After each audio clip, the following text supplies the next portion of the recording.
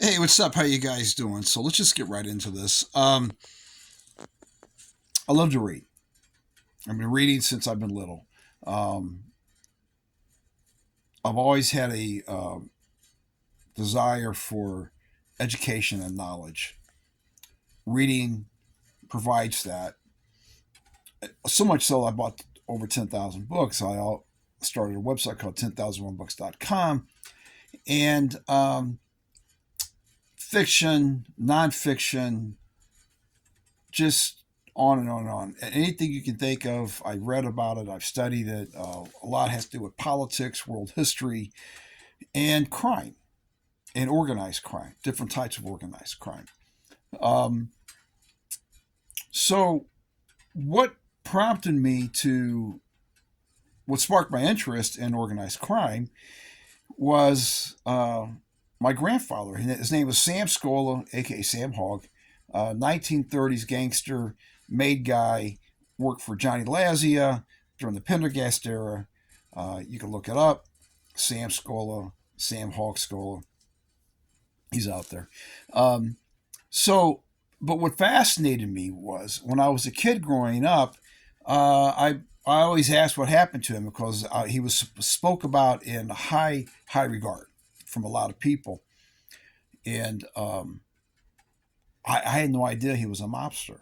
I didn't know. I mean, you weren't told that when you were growing up. He died of the flu, and as I got older, I found out what really happened to him, and I started reading a lot about this entity, this thing, um, and then found out later that you know, um, well, let's just say that my life was a little bit different. My dad's straight, narrow World War II hero was awarded 4 Bronze Stars during World War II. Moved to Kansas City, met my mom, etc.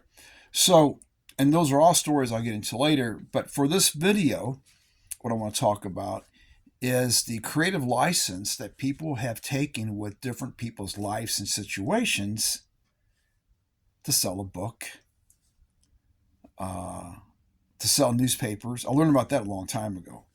There would be stories come out about different things, and it's like, well, that's not what I heard. That's not what I know. There were things I personally knew that were way different than what was being reported. So uh, one thing I got interested in because of my grandfather was stories about La Cosa Nostra, the mafia, organized crime, wise guys, and there's a lot of romanticism, about these people, about these situations. Movies, books, they have an entertainment value. People like to read about it and get lost into the lifestyles they think that are different than what they normally live. And I also found too that there's a lot of people who are in law enforcement or ex-law enforcement who like to write books. And so I started doing some reading, and to my surprise, this one in particular, called Mobsters in Our Midst, it's written by an ex FBI agent by the name of William Owsley, about the Kansas City crime family.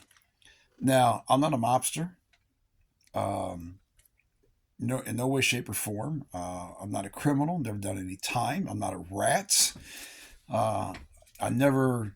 I've taken the fifth more times than I know, and I'm not talking about a fifth of Jack either. But I found that by reading this, there was so much bullshit in this book. I'm going to call it out. I'm going to do some critiquing. Now, is there a lot of truth to it? Yes, but they have slants. A lot of times they have slants because, well, they spent their career, they got paid to go out and chase after so-called bad guys, right? That's what they did, and now they write books about it and do different things. So I was reading this and I was amazed at the number of people that I personally knew that's in this book, maybe related to a few, and aware of some things that, that just, the only way you're going to be aware of it is if you happen to, hear something, be around something. But anyway, um, I'm not putting nobody's dirty laundry on the street, not mentioning anybody's names. These are my personal stories or personal information, and this is basically just critiquing this from information that I know of that has kind of been uh, glossed over the truth, and so you have a book. And so it's an interesting read. They say it's true crime, and there is true crime. I mean, there was things that happened to people in there that's horrible, but also there was people who got caught up in this thing that should never been caught up in it. And I will tell you this, and this is from uh, being around this thing for a long time, is that sometimes uh, your law enforcement guys are as much criminals as the criminals are chasing. Some people say, well, they have to think like that in order to catch them.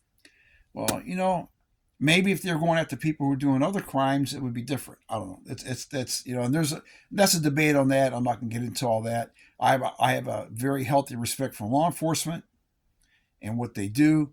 There's definitely a place in it, and we have to have law enforcement. We have to have cops. I'm pro. I'm not anti-cop by any shape and imagination. Also know too that a lot of people get put in prison. They're innocent because prosecutors want to make a case. I also know that people create stories sometimes to sell books, and then they read this and they think, well, that's what really happened. They don't know because they're just going by what they've read and what they've seen on the newspapers. So I'm going to critique this. It's going to be in a couple of videos from now. We'll go over it, and I'll back it up with facts and what I know.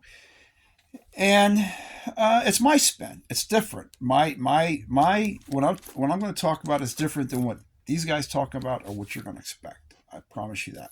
So again, I'm not putting anybody's business out there. I'm not a snitch. I don't believe in that. I don't believe in doing that. I also found out too a lot of snitches like turning around and talking about people and putting people's names and faces out there so they can get a better deal on their end. It's the system. It's the way it works. You work the system, right? And these guys do that to get a lesser charge. So anyway, this is Sam. We're going to be going over mobsters in our midst later on, a few videos from now. I just wanted to give you a heads up. Thank you for watching, and I'll talk to you soon.